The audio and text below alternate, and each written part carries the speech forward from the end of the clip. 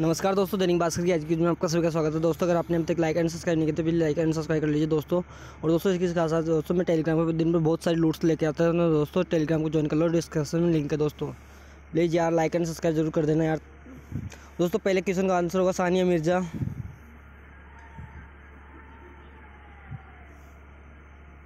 दोस्तों, दूसरे क्वेश्चन का आंसर होगा हरियाणा।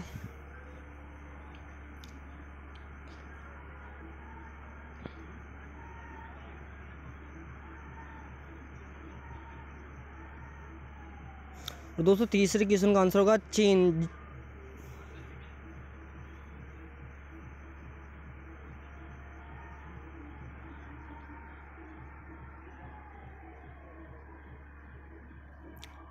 दोस्तों, चौथे क्वेश्चन का आंसर होगा अडानी विल्मर। और दोस्तों, पांचवें क्वेश्चन का आंसर होगा कालनेमी। Thank you guys.